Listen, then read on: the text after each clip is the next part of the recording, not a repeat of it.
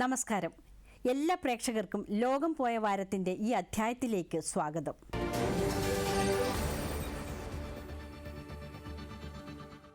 ആഭ്യന്തര സംഘർഷത്തിൻ്റെ മുൾമുനയിലൂടെയാണ് പാകിസ്ഥാൻ കടന്നുപോകുന്നത്. ബലൂചിസ്ഥാന്റെ വിമോചന നീക്കം ശക്തമായതോടെ മേഖലയാകെ കലാപകലുഷിതമാണ്. ബലൂച്ച് ലിബറേഷൻ ആർമിയും പാക് സൈന്യവും ഒരാഴ്ചയായി തുടരുന്ന ഏറ്റുമുട്ടലിൽ മരണം 300 കടന്നു. ബലൂചിസ്ഥാനിൽ പാക് സൈന്യത്തിന് നിയന്ത്രണം നഷ്ടപ്പെടുന്നുവെന്ന് പ്രതിരോധ മന്ത്രി ഖ്വാജ ആസിഫിന്റെ പാർലമെന്റിലെ പ്രസ്താവന സർക്കാരിനെ വെട്ടിലാക്കി. ഇസ്ലാമാബാദ് ഷിയ പള്ളിയിൽ 36 പേരുടെ മരണത്തിന് കാരണമായ സ്ഫോടനത്തിന്റെ ഉത്തരവാദിത്വം ഏറ്റെടുത്ത ഇസ്ലാമിക് സ്റ്റേറ്റിന്റെ പ്രാദേശിക ഘടകം വായ്പയ്ക്കായി വിദേശ രാജ്യങ്ങളുടെ മുന്നിൽ യാചിക്കേണ്ട ഗതികേടിലാണെന്ന് പ്രധാനമന്ത്രി ഷെഹ്ബാസ് ഷെരീഫിന്റെ പ്രസ്താവനയ്ക്ക് പിന്നാലെ പാകിസ്ഥാനിലെ ആഭ്യന്തര സംഘർഷം മൂർച്ഛിച്ചത് തിരിച്ചടിയാകുമെന്ന ആശങ്കയിൽ സർക്കാരും.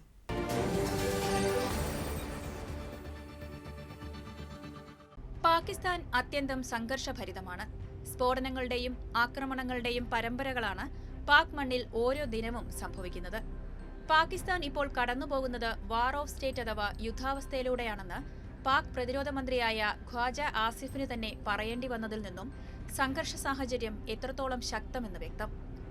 മാതൃഭൂമിയെ സംരക്ഷിക്കാനുള്ള പോരാട്ടത്തിന്റെ രണ്ടാം ഘട്ടമായ ഓപ്പറേഷൻ ഹെറോഫ് 2 ബലൂചിസ്ഥാൻ ലിബറേഷൻ ആർമിയുടെ നേതൃത്വത്തിൽ ആരംഭിച്ചതോടെ ബലൂചിസ്ഥാൻ ദിവസങ്ങളായി യുദ്ധകളമായി മാറിയിരിക്കുകയാണ്. പാകിസ്ഥാനിലെ ഏറ്റവും വലിയ പ്രവിശ്യയായ ബലൂചിസ്ഥാനിൽ ബലൂച്ച് വിമോചനവാദികളെ ലക്ഷ്യമിട്ട് പാക് സൈന്യം നടത്തിയ ആക്രമണത്തിൽ നിരവധി പേർ കൊല്ലപ്പെട്ടു. ബലൂച്ച് വിഘടനവാദ സംഘടനയായ BLA പ്രതിരോധത്തിൽ 100 കണക്കിന് പാക് സൈനികർ കൊല്ലപ്പെട്ടുവെന്നും റിപ്പോർട്ടുകളുണ്ട്. പാക് സൈന്യം, പോലീസ്, ഫ്രണ്ടിയർ കോർപ്സ് എന്നിവരിൽ നിന്നുള്ള 200-ലധികം പേർ കൊല്ലപ്പെടുകയും കുറഞ്ഞത് 17 പേരെ പിടികൂടുകയും ചെയ്തുവെന്നാണ് BLA അവകാശപ്പെടുന്നത്. അഫ്ഗാനിസ്ഥാനുമായും ഇറാനുമായും അതിർത്തി പങ്കിടുന്ന ബലൂചിസ്ഥാൻ പ്രവിശ്യയിൽ നടന്ന ഏറ്റവും മാരകമായ ആക്രമണങ്ങളാണ് സൈന്യവും BLAയും തമ്മിലുണ്ടായത്. നുഷ്കി, ഹൂബ്, ചാമൻ, നാസിറാബാദ്, ഗ്വാദർ, മക്രാൻ എന്നിവയുൾപ്പെടെ 12-ലേറെ പ്രദേശങ്ങളിൽ ആക്രമണങ്ങൾ ശക്തമായിരുന്നു. ബലൂചിസ്ഥാനിലുടനീളം BLA നിരവധി ഏകോപിത ആക്രമണങ്ങൾ നടത്തിയെന്നാണ് വിദേശ മാധ്യമങ്ങൾ റിപ്പോർട്ട് ചെയ്തത്. ഉന്നത സുരക്ഷയുള്ള ജയിൽ, പോലീസ് സ്റ്റേഷൻ, പാരാമിലിറ്ററി സുരക്ഷാ സംവിധാനങ്ങളും ആക്രമണങ്ങളിൽ തകർന്നു. ഗ്വാദറിലും നുഷ്കിയിലും തന്ത്രപ്രധാനമായ സുരക്ഷാ കേന്ദ്രങ്ങളിൽ നടന്ന സ്ഫോടനങ്ങൾക്ക് പിന്നിൽ BLAയുടെ വനിതാ ചാവേറുകളായിരുന്നുവെന്ന സത്യം പാക് ഭരണകൂടത്തെ ഞെട്ടിച്ചിരിക്കുകയാണ്. ബലൂചിസ്ഥാന്റെ വിമോചനത്തിനായി സ്ത്രീകൾ ചാവേറുകളാകുന്നതിനെ ഗൗരവത്തോടെയാണ് പാക് പ്രധാനമന്ത്രി ഷഹബാസ് ഷെരീഫും സംയുക്ത സേനാ മേധാവി അസീം മുനീറും കാണുന്നത്. പാകിസ്ഥാനിലെ ഏറ്റവും കൂടുതൽ പ്രകൃതി വിഭവ സമ്പത്തുള്ള പ്രവിശ്യയാണ് ബലൂചിസ്ഥാൻ. എന്നാൽ രാജ്യത്തെ ഏറ്റവും ദരിദ്രവും ജനസംഖ്യ കുറഞ്ഞതുമായ പ്രവിശ്യയും ഇതാണ്. ബലൂചിസ്ഥാന്റെ വിമോചനം ലക്ഷ്യമിട്ട് BLA പോലുള്ള ചില സംഘടനകൾ പതിറ്റാണ്ടുകളായി പാക് സർക്കാരുമായി പോരാട്ടത്തിലാണ്. മേഖലയിലെ പ്രകൃതി വിഭവങ്ങൾ പാക് ഭരണകൂടവും അവരുടെ സഹായത്തോടെ വിദേശ രാജ്യങ്ങളും ചൂഷണം ചെയ്യുകയാണെന്നും ബലൂചികൾക്ക് സർക്കാരിൽ നിന്ന് ഒരു ഗുണവും കിട്ടുന്നില്ലെന്നും BLA ആരോപിക്കുന്നു. കഴിഞ്ഞ വർഷം മാത്രം 700-ലേറെ ബലൂച്ച് ഭീകരവാദികളെ കൊലപ്പെടുത്തിയെന്നാണ് പാകിസ്ഥാൻ അവകാശപ്പെടുന്നത്. അതേസമയം BLAയുടെ ഏകോപനത്തോടെയുള്ള ആക്രമണം കാരണം മേഖലയിൽ പാക് സൈന്യത്തിന്റെ നിയന്ത്രണം നഷ്ടപ്പെടുന്നുവെന്ന് പ്രതിരോധ മന്ത്രി ഖ്വാജ ആസിഫ് പറഞ്ഞു.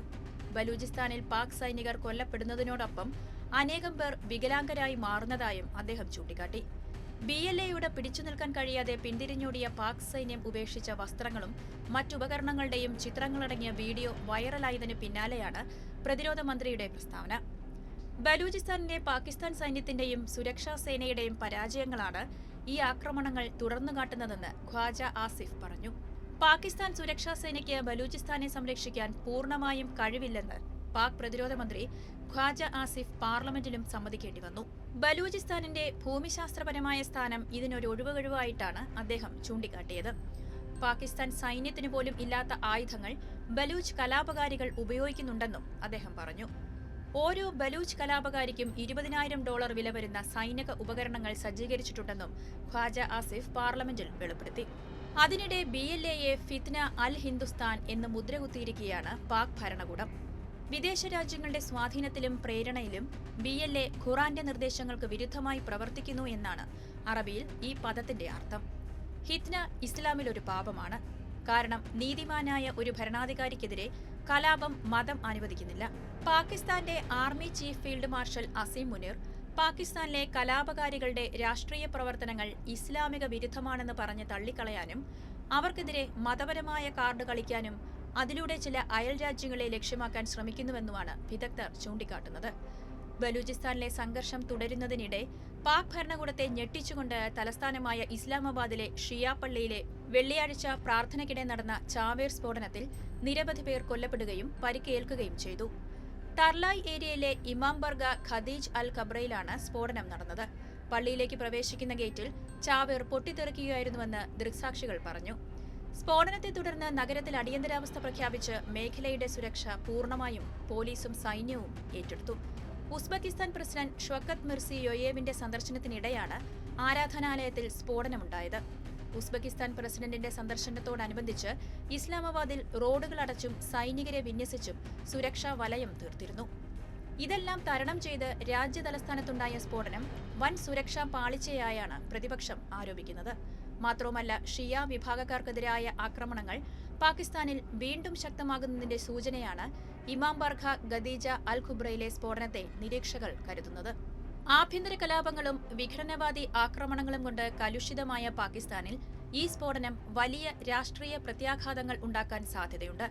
ആരാധനാലയങ്ങൾ ഭീകരതയുടെ ഇരയാകുന്നത് ഒരു രാഷ്ട്രമെന്ന നിലയിൽ പാകിസ്ഥാന്റെ സുരക്ഷാ സംവിധാനങ്ങളുടെ പരാജയമാണെന്ന് സമ്മതിക്കുകയാണ് പ്രതിരോധ മന്ത്രി ഖ്വാജ ആസിഫും.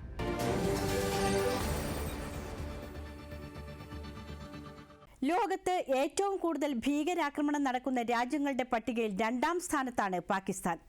നിരോധിക്കപ്പെട്ട 12ലേറെ ഭീകര സംഘടനകളുള്ള പാകിസ്ഥാനിൽ അവർക്കൊന്നും വനിതാ ചാവേറുകൾ ഇല്ലെന്നു തന്നെ പറയാം. ഇതിൽ നിന്ന് വ്യത്യസ്തമാകുകയാണ് ബലൂചിസ്ഥാൻ ലിബറേഷൻ ആർമി. ബലൂചിസ്ഥാന്റെ വിമോചനത്തിനായി വനിതകളുടെ വൻ നിരയുണ്ടെന്നാണ് BLA അവകാശപ്പെടുന്നത്. ബലൂചിസ്ഥാനിലെ തന്ത്രപ്രധാനമായ സുരക്ഷാ കേന്ദ്രങ്ങളിൽ നടന്ന സ്ഫോടനത്തിന് പിന്നിൽ BLAയുടെ ചാവേർ വിഭാഗമായ മജീദ് ബ്രിഗേഡിലെ 2 വനിതകളാണെന്നത് പാക് സർക്കാരിനെ ഞെട്ടിച്ചിരിക്കുകയാണ്. നീതി നിഷേധിക്കപ്പെടുകയും സ്വന്തം കുടുംബാംഗങ്ങൾ കൊല്ലപ്പെടുകയും ചെയ്യുമ്പോഴുണ്ടാകുന്ന നിരാശയാണ് സ്ത്രീകളെ ആയുധമെടുക്കാൻ പ്രേരിപ്പിക്കുന്നതെന്ന വിലയിരുത്തൽ.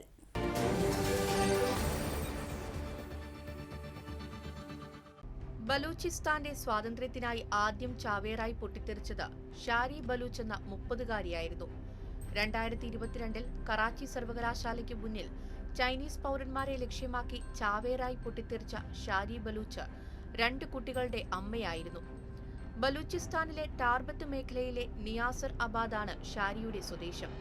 സുവോളജിയിൽ ബിരുദാനന്തര ബിരുദധാരിയായ ഷാരി എംഫിലിന് പഠിക്കുമ്പോഴായിരുന്നു ബലൂചിസ്ഥാൻ ലിബറേഷൻ ആർമിയിൽ ചേർന്നത്. 2 കുട്ടികളുടെ അമ്മയായ ഷാരി BLAയുടെ ചാവേർ വിഭാഗമായ മജീദ് ബ്രിഗേഡിൽ അംഗത്വം എടുക്കുന്നതിന് നേതൃത്വം തടഞ്ഞിരുന്നു. പിന്മാറാൻ പല പ്രാവശ്യം പറഞ്ഞെങ്കിലും ഷാരി തയ്യാറായിരുന്നില്ല. തീരുമാനം പുനഃപരിശോധിക്കാൻ അനേകം അവസരങ്ങൾ സംഘടന അവർക്ക് നൽകിയിരുന്നു. എന്നാൽ തീരുമാനത്തിൽ ഉറച്ചു നിന്നതോടെ ഷാരിയെ ബ്രിഗേഡിന്റെ ഭാഗമാക്കുകയായിരുന്നു. പാക് സൈന്യത്തെയും ചൈനീസ് പ്രവൃത്തികളെയും ഷാരി ഒരുപോലെ വെറുത്തിരുന്നു. അവരുടെ പിതാവിനെയും സഹോദരനെയും പാക് സൈന്യമാണ് വെടിവെച്ചു കൊന്നത്. ഇവരുടെ വീടും ഭൂമിയും ചൈനീസ് പദ്ധതിയുടെ പേരിൽ ബലമായി പിടിച്ചെടുത്തതിന്റെ പകയിൽ നിന്നാണ് ഷാരി ചാവേറായി മാറിയത്. തങ്ങളുടെ ആദ്യ വനിതാ ചാവേറാണ് ഷാരി എന്നാണ് ബലൂചിസ്ഥാൻ ലിബറേഷൻ ആർമി അവകാശവാദപ്പെടുന്നത്. ഷാരിയെ പിന്തുടർന്ന് പരിശീലനം പൂർത്തിയാക്കിയ 100 കണക്കിന് വനിതകൾ എന്തിനും പോന്ന കരളുറപ്പുമായി മജീദ് ബ്രിഗേഡിലുണ്ടെന്നാണ് BLA നേതൃത്വം വെളിപ്പെടുത്തുന്നത്. ദശാബ്ദങ്ങളായി തുടരുന്ന ബലൂചിസ്ഥാൻ വിമോചന പോരാട്ടം പുതിയ തലങ്ങളിലേക്ക് നീങ്ങിക്കൊണ്ടിരിക്കുന്നുവെന്ന് വ്യക്തമാക്കുന്നതാണ് മജീദ് ബ്രിഗേഡിൽ വനിതാ ചാവേറുകളുടെ സാന്നിധ്യം. ഫിദായിനുകളെന്നാണ് വനിതാ ചാവേറുകൾ അറിയപ്പെടുന്നത്. പാകിസ്ഥാനിൽ നിന്ന് വേർപെട്ട് ബലൂചിസ്ഥാനെ ഒരു സ്വതന്ത്ര രാഷ്ട്രമാക്കണമെന്ന ലക്ഷ്യത്തോടെയാണ് പ്രതിഷേധങ്ങളും വിമോചന പോരാട്ടങ്ങളും ശക്തമാകുന്നത്.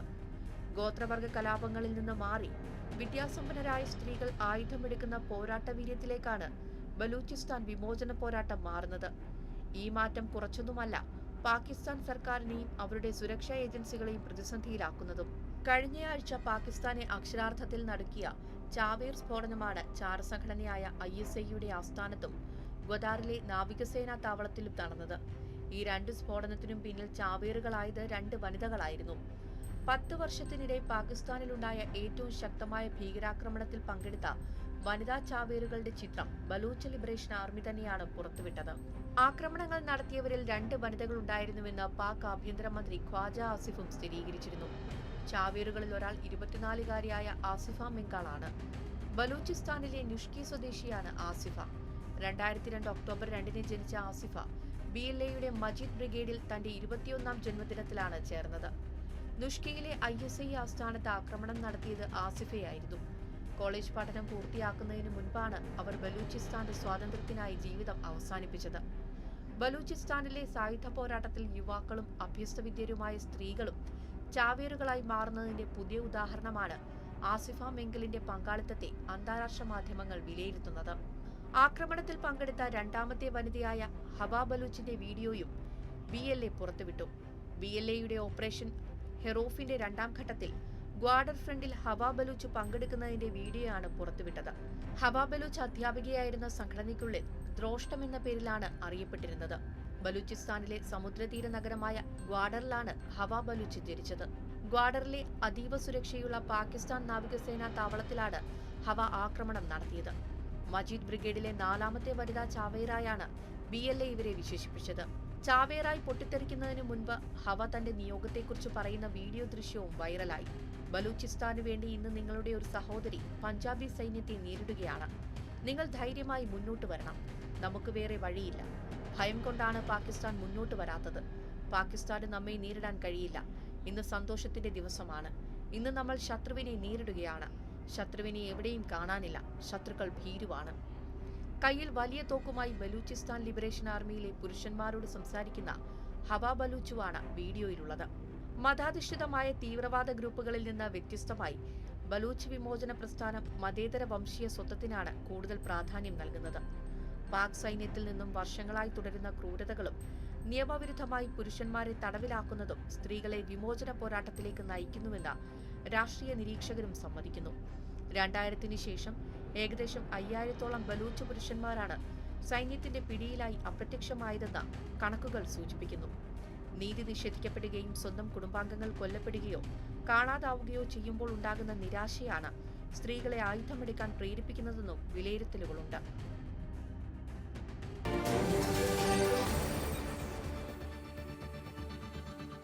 ഒടുവിൽ US പ്രസിഡന്റ് ഡൊണാൾഡ് ട്രംപ് തെളിയിക്കുന്ന വഴിയിലേക്ക് തന്നെ ഇറാൻ എത്തുന്നു.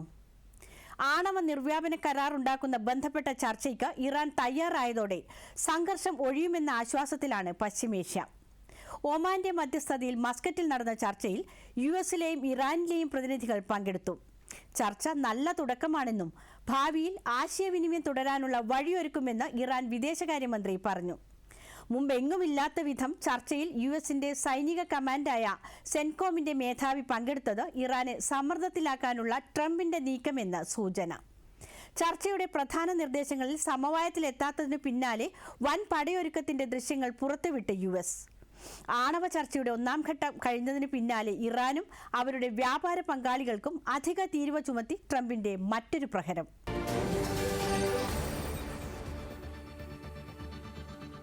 ആണവായുധമുണ്ടാക്കാൻ ഇറാനെ സമ്മതിക്കില്ലെന്ന് US പ്രസിഡന്റ് ഡൊണാൾഡ് ട്രംപ് ആവർത്തിക്കുന്നതിനിടെയാണ് വൻ സൈനിക നീക്കവും ആരംഭിച്ചത്. പശ്ചിമേഷ്യയിൽ US-ന്റെ കൂറ്റൻ കപ്പൽപ്പടയും ഇറാന് ചുറ്റുമുള്ള രാജ്യങ്ങളിലെ വ്യോമത്താവളങ്ങളിൽ പോർവിമാനങ്ങളെയും സജ്ജരാക്കി. ഇറാൻ US യുദ്ധം ആസന്നമെന്ന് വരുത്തി തീർക്കാനായിരുന്നു ഈ പടയൊരുക്കം. ഇറാനിലുണ്ടായ ജനകീയ പ്രക്ഷോഭത്തെ ഭരണകൂടം ഉരുക്കുമുഷ്ടി ഉപയോഗിച്ച് അടിച്ചമർത്തുന്നതിനെതിരെയാണ് ട്രംപ് ആദ്യം രംഗത്തെത്തിയത്. പ്രതിഷേധക്കാർക്കു നേരെ വെടിയുതിർത്താൽ ഇറാനെതിരെ സൈനിക നടപടിയുണ്ടാകുമെന്ന് ട്രംപ് മുന്നറിയിപ്പ് നൽകി.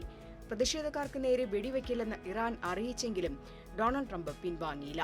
ആവശ്യങ്ങൾ മാറ്റി ഇറാൻ സർക്കാരിനെ സമ്മർദ്ദത്തിലാക്കാനായിരുന്നു പിന്നീടുള്ള ശ്രമം. അതിൽ പ്രധാനമായിരുന്നു ആണവ നിർവ്യാപന ചർച്ചയ്ക്ക് ഇറാൻ തയ്യാറാകണമെന്നുള്ളത്. ആണവ പദ്ധതിയെ കൂടാതെ ഇറാന്റെ ബാലിസ്റ്റിക് മിസൈൽ പദ്ധതിയെ തുരങ്കം വയ്ക്കുന്നതിനായി പരിധി 500 കിലോമീറ്ററായി നിശ്ചയിക്കുന്നതിലും ചർച്ച വേണമെന്ന ആവശ്യത്തിൽ ട്രംപ് ഉറച്ചുനിന്നു. ഇതുമാത്രമല്ല, പശ്ചിമേഷ്യയിലെ ഇറാന്റെ നിഴൽ സംഘടനകളായ ഹമാസിനെയും ഹിസ്ബുള്ളയും ഹൂതികളെയും നിഷ്പ്രഭമാക്കണമെന്ന നിർദ്ദേശവും ട്രംപിനുണ്ട്. സമ്പുഷ്ടീകരിച്ച യുറേനിയം മുഴുവൻ ഉപേക്ഷിക്കുകയോ മറ്റൊരു രാജ്യത്തേക്ക് മാറ്റുകയോ വേണം തുടങ്ങിയ ആവശ്യങ്ങൾ നേടിയെടുക്കാനാണ് ഇറാനെതിരെ യുദ്ധഭീഷണി ഉയർത്തി സമ്മർദ്ദത്തിലാക്കിയത്. ഇറാനിലെ പൗരോഹിത്യ നേതൃത്വം ഇറാനിയൻ ജനതയെ പ്രതിനിധാനം ചെയ്യുന്നില്ലെന്നും ജനങ്ങളും അവരെ ഭരിക്കുന്നവരും തമ്മിൽ ഇത്ര വലിയ അന്തരമുള്ള മറ്റൊരു രാജ്യം ലോകത്തില്ല എന്നും US വിദേശകാര്യ സെക്രട്ടറി മാർക്കോ റൂബിയോ പറഞ്ഞതും ട്രംപിന് വേണ്ടിയായിരുന്നു. ഒടുവിൽ US ആക്രമണം ഒഴിവാക്കാനുള്ള നിർണായക ചർച്ചയ്ക്ക് ഇറാൻ തയ്യാറായി. ഒമാൻ മുൻകൈയെടുത്ത മധ്യസ്ഥ ചർച്ച മസ്കറ്റിൽ കഴിഞ്ഞ വെള്ളിയാഴ്ച നടന്നു. ഒമാൻ വിദേശകാര്യമന്ത്രി ബദർ അൽ ബുസൈദയുടെ കാർമ്മികത്വത്തിൽ പരോക്ഷമായ ചർച്ചയാണ് നടന്നത്. ചർച്ചയെ നല്ല തുടക്കമെന്നാണ് ഇറാൻ വിദേശകാര്യമന്ത്രി അബ്ബാസ് അരാഗ്ചി വിശേഷിപ്പിച്ചത്. ശരിയായ പാതയിൽ ചർച്ച തുടർന്നാൽ ഇറാനും യുഎസിനും ഗുണകരമായ ധാരണയിൽ എത്തിച്ചേരാനാകുമെന്നും അദ്ദേഹം പറഞ്ഞു. അതേസമയം ഇറാനും യുഎസും ചർച്ചയിൽ മുഖാമുഖം എത്തിയില്ല. ഒമാൻ വിദേശകാര്യമന്ത്രിയാണ് ഇരു വിഭാഗത്തു നിന്നുള്ള സന്ദേശങ്ങൾ കൈമാറിയത്. ചർച്ചയുടെ പ്രധാന നിർദ്ദേശങ്ങളിൽ സമവായം എത്തിയിട്ടില്ല എന്നത് അനിശ്ചിതത്വം വർദ്ധിപ്പിക്കുന്നു. പ്രസിഡന്റ് ഡൊണാൾഡ് ട്രംപിന്റെ മരുമകൻ ജാരേദ് കുഷ്ണറും പശ്ചിമേഷ്യൻ കാര്യങ്ങൾക്കുള്ള ദൂതൻ സ്റ്റീവ് വിറ്റ്കോഫുമാണ് യുഎസ് പ്രതിനിധി സംഘത്തെ നയിച്ചത്. മുമ്പൊരിക്കലും ഇല്ലാത്ത വിധം ചർച്ചയിൽ പശ്ചിമേഷ്യയിലെ യുഎസിന്റെ സൈനിക കമാൻഡായ സെൻകോമിന്റെ മേധാവി അഡ്മിറൽ ബ്രാഡ് കൂപ്പർ പങ്കെടുത്തത് അസാധാരണ നടപടിയായാണ് നയതന്ത്ര വിദഗ്ധർ കാണുന്നത്. ചർച്ച പരാജയപ്പെട്ടാൽ സൈനിക നടപടി ഉറപ്പാണെന്ന് ഇറാനെ ബോധ്യപ്പെടുത്താനായിരുന്നു ബ്രാഡ് കൂപ്പറുടെ സാന്നിധ്യത്തെ വിദഗ്ധർ വ്യാഖ്യാനിക്കുന്നത്. USS എബ്രഹാം ലിങ്കൻ വിമാനവാഹിനിയുടെ നേതൃത്വത്തിലെ നാവിക വ്യൂഹം ഇറാനിലേക്ക് ഏതു നിമിഷവും വ്യോമാക്രമണം നടത്താൻ സജ്ജരാകുന്നതിന്റെ വീഡിയോ ദൃശ്യങ്ങളും US പുറത്തുവിട്ടു. ഇറാന്റെ സമ്പദ്വ്യവസ്ഥയെ തളർത്തിയ പാശ്ചാത്യ ഉപരോധങ്ങളിൽ ഇളവ് ലഭിക്കുന്നതിന് പകരമായി ആണവ പദ്ധതിയിൽ ഒരു ധാരണയിലെത്താനും ശ്രമം തുടരുന്നതായി ഇറാൻ സൂചന നൽകിയിട്ടുണ്ട്. സ്ഥിതിഗതികൾ വഷളായതിനു പിന്നാലെ ഇറാനിലുള്ള പൗരന്മാർ എത്രയും വേഗം രാജ്യം വിടണമെന്ന മുന്നറിയിപ്പ് നൽകി US. അതിനിടെ ഒമാന്റെ മധ്യസ്ഥതയിൽ നടന്ന ആണവ ചർച്ചയുടെ ആദ്യഘട്ടം പൂർത്തിയായതിനു പിന്നാലെ ഇറാനുമേൽ എണ്ണ ഉപരോധവും ഇറാനുമായി വ്യാപാര പങ്കാളിത്തമുള്ള രാജ്യങ്ങൾ അധിക തീരുവയും ചുമത്തുമെന്ന ഭീഷണി ഉയർത്തിയിരിക്കുകയാണ് അമേരിക്ക. ഇറാൻ ഭരണകൂടത്തിന്റെ നിയമവിരുദ്ധമായ എണ്ണ പെട്രോകെമിക്കൽ കയറ്റുമതി കുറയ്ക്കാൻ ട്രംപ് പ്രതിജ്ഞാബദ്ധമെന്നാണ് ഉപരോധത്തിന് ന്യായീകരണമായി അമേരിക്കൻ സ്റ്റേറ്റ് ഡിപ്പാർട്ട്മെന്റിന്റെ വക്താവ് ടോമി പിഗോട്ട് പറയുന്നത്. ഇറാനിയൻ എണ്ണ കൊണ്ടുപോകുന്ന 14 കപ്പലുകളുമായുള്ള ഇടപാടുകൾ തടയുമെന്ന് സ്റ്റേറ്റ് ഡിപ്പാർട്ട്മെന്റ് അറിയിച്ചു. തുർക്കി, ഇന്ത്യ, UAE എന്നീ രാജ്യങ്ങളുടെ പതാകയുള്ള കപ്പലുകൾ ഉപരോധത്തിൽ ഉൾപ്പെടുന്നുണ്ട്. ഇതിനു പുറമെ 15 സ്ഥാപനങ്ങളും 2 ഇറാൻ പൗരന്മാർക്കും ഉപരോധം പ്രഖ്യാപിച്ചിട്ടുണ്ട്. ഇറാന്റെ ആണവ പദ്ധതിക്ക് തടയിടുന്നത് ലക്ഷ്യമിട്ടായിരുന്നു 2015 ആണവ നിർവ്യാപന കരാറുണ്ടാക്കിയത്. അമേരിക്ക ഉൾപ്പെടെ ഐക്യരാഷ്ട്ര രക്ഷാസമിതിയിലെ 5 സ്ഥിരാംഗങ്ങളും യൂറോപ്യൻ യൂണിയനുമാണ് ഇറാനുമായി ചേർന്ന് കരാറുണ്ടാക്കിയത്. ഇറാന്റെ ആണവ സമ്പുഷ്ടീകരണത്തിന് 3.67% പരിധി ഏർപ്പെടുത്തിയ കരാർ 300 കിലോഗ്രാം യുറേനിയമെ സംഭരിച്ചു വയ്ക്കാവൂ എന്ന നിബന്ധനയും മുന്നോട്ട് വച്ചിരുന്നു. എന്നാൽ 2018 ട്രംപ് ആദ്യ തവണ പ്രസിഡന്റായതിനു പിന്നാലെ ഏകപക്ഷീയമായി കരാറിൽ നിന്ന് പിന്മാറി. ഈ അവസരം മുതലെടുത്ത് ഇറാൻ ആണവ പദ്ധതിയിൽ ഏറെ ദൂരം മുന്നോട്ടു പോയി എന്നാണ് ആരോപണം. 2ാം തവണ അധികാരമേറ്റതിന് പിന്നാലെ ട്രംപ് ഇറാൻ ചർച്ചയ്ക്ക് സന്നദ്ധമാകണമെന്ന് ആവശ്യപ്പെടുകയും അതിന് ഇറാൻ സന്നദ്ധരാകുകയും ചെയ്തു. ഇറാൻ ആണവായുധം സ്വായത്തമാക്കുന്നതിന് അടുത്തെത്തി എന്ന റിപ്പോർട്ടുകളെ തുടർന്നാണ് ട്രംപ് ചർച്ചയ്ക്ക് മുൻകൈയെടുത്തത്. ഇരു രാജ്യങ്ങളും തുടർ ചർച്ചകൾ നടക്കുന്നതിനിടെയാണ് 2025 ജൂണിൽ ഇറാനെ ഇസ്രായേൽ ആക്രമിക്കുന്നത്. ഈ യുദ്ധത്തിൽ ഇസ്രായേലിനോട് ഐക്യദാർഢ്യം പ്രഖ്യാപിച്ച അമേരിക്ക ഇറാന്റെ 3 ആണവ കേന്ദ്രങ്ങളിൽ ബോംബാക്രമണം നടത്തുകയുണ്ടായി. ഇതിൽ പ്രതിഷേധിച്ച് ഇറാൻ ആണവ ചർച്ചകളിൽ പിന്മാറുകയായിരുന്നു. ഇറാനെ USന്റെ വരുതിയിൽ കൊണ്ടുവരുന്നതിനാണ് യുദ്ധസന്നാഹം ഒരുക്കിയതും ഭീഷണി ഉയർത്തിയതും. അന്താരാഷ്ട്ര ആണവോർജ്ജ ഏജൻസിയുടെ റിപ്പോർട്ട് അനുസരിച്ച് ഇറാൻ 60% പരിശുദ്ധിയിൽ യുറേനിയം സമ്പുഷ്ടീകരിച്ചിട്ടുണ്ട് എന്നാണ്. ആണവായുധമുണ്ടാക്കാൻ 90% പരിശുദ്ധിയിൽ സമ്പുഷ്ടീകരണം നടത്തണം. ഇറാന് അനായാസം അത് സാധ്യമാണെന്ന കണ്ടെത്തലുകളാണ് ട്രംപിനെ ചൊടിപ്പിച്ചിരിക്കുന്നത്.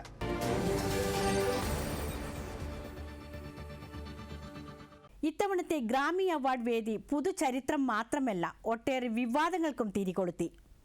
ഹോളിവുഡ് ആസ്ഥാനമായ ലോസ് ആഞ്ചലസിലെ Crypto.com അരീനയിൽ നടന്ന 64ാമത് ഗ്രാമി പുരസ്കാര വിതരണ ചടങ്ങ് ട്രംപ് സർക്കാരിന്റെ കുടിയേറ്റ വിരുദ്ധ നയത്തിനെതിരെയുള്ള പ്രതിഷേധ വേദി കൂടിയായി. പുരസ്കാര ചടങ്ങിലെ അവതാരകൻ ട്രെവർ നോവയുടെ അധിക്ഷേപത്തിനെതിരെ നിയമ നടപടി സ്വീകരിക്കുമെന്ന് പ്രഖ്യാപിച്ച് ഡൊണാൾഡ് ട്രംപ്. ടിബറ്റൻ ആത്മീയ നേതാവ് ദലൈ ലാമയ്ക്ക് ഗ്രാമി പുരസ്കാരം നൽകിയതിനെതിരെ കടുത്ത വിമർശനവുമായി ചൈനയും രംഗത്തെത്തി. ഗ്രാമി പുരസ്കാര വേദിയിൽ തിളങ്ങി അമേരിക്കൻ റാപ്പർ കെൻഡ്രിക് ലാമറും സ്പാനിഷ് ഗായകൻ ബാഡ് ബണ്ണിയും.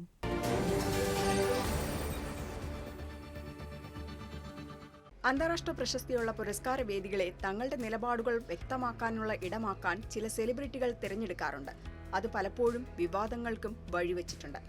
ഇപ്രാവശ്യത്തെ ഗ്രാമി പുരസ്കാര വേദിയിൽ മുമ്പെങ്ങുമില്ലാത്ത വിധമാണ് പ്രതിഷേധങ്ങൾക്ക് തിരികൊളുത്തിയത്.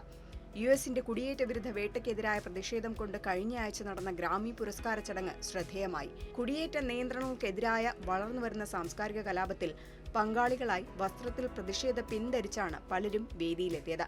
മികച്ച ആൽബത്തിനുള്ള പുരസ്കാരം നേടിയ ബഡ് ബണ്ണി കുടിയേറ്റക്കാരെ പിടികൂടാൻ American immigration and customs enforcement അഥവാ ICE നടത്തുന്ന റെയ്ഡുകൾക്കെതിരെ പ്രതിഷേധ വേദിയാക്കി പുരസ്കാര ചടങ്ങിനെ. ദൈവത്തിന് നന്ദി പറയുന്നതിനു മുൻപ് ഞാൻ പറയട്ടെ, ICEയെ പുറത്താക്കണം. ഞങ്ങൾ കാട്ടാളന്മാരല്ല, മൃഗങ്ങളല്ല, അന്യഗ്രഹ ജീവികളുമല്ല. ഞങ്ങൾ മനുഷ്യരാണ്, അമേരിക്കക്കാരാണ് എന്ന് ബണ്ണി പ്രതികരിച്ചപ്പോൾ സദസ്സിൽ ഉയർന്നു കേട്ടത് നീണ്ട കരഘോഷം. പുരസ്കാരവേദിയിൽ അവതാരകനായ Trevor Noah US president Donald ട്രംപിനെതിരെ പ്രയോഗിച്ച വാക്കുകളും വിമർശനത്തിന് കാരണമായി. ഏതൊരു കലാകാരനും ആഗ്രഹിക്കുന്ന ഗ്രാമിയാണിത്. ട്രംപ് ഗ്രീൻലാൻഡ് കൊതിക്കുന്നതുപോലെ അതിപ്പോൾ അർത്ഥവത്താകുന്നുണ്ട്.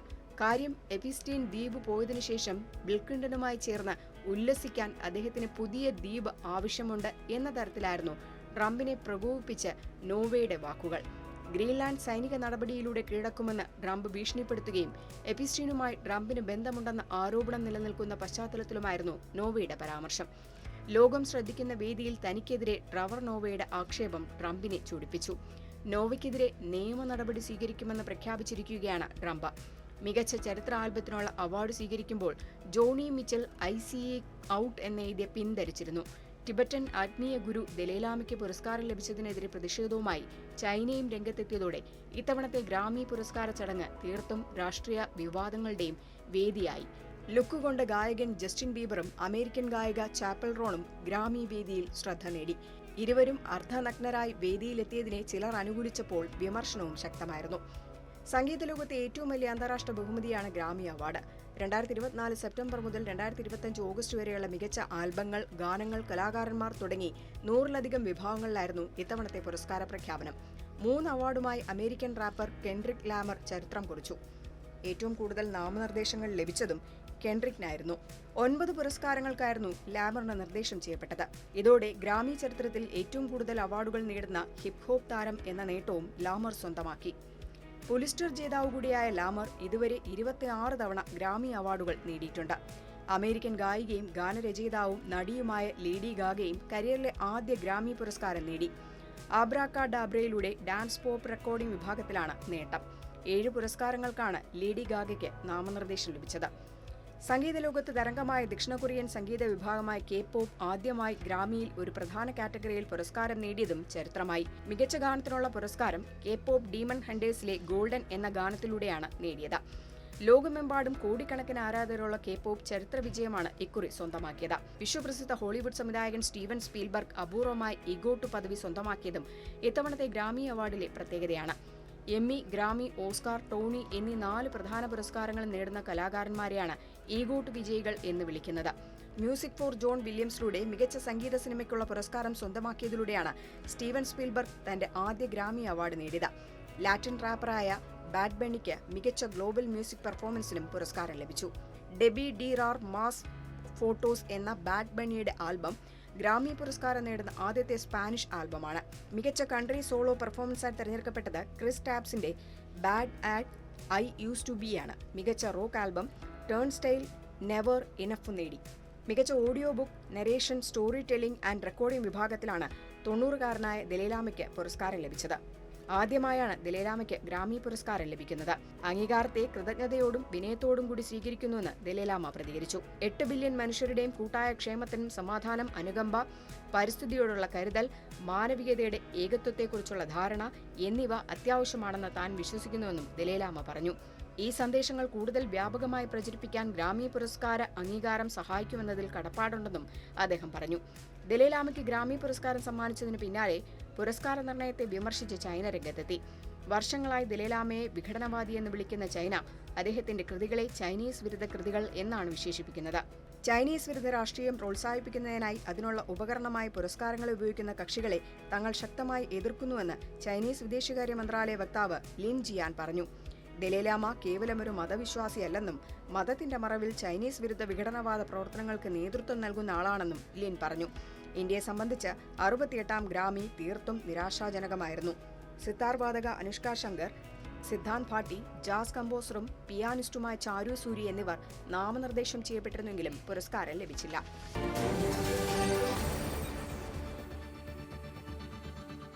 ലോകം പോയ വാരം ഇവിടെ അവസാനിക്കുന്നു. പുതിയ വിശേഷങ്ങളുമായി അടുത്തയാഴ്ച വീണ്ടും കാണാം.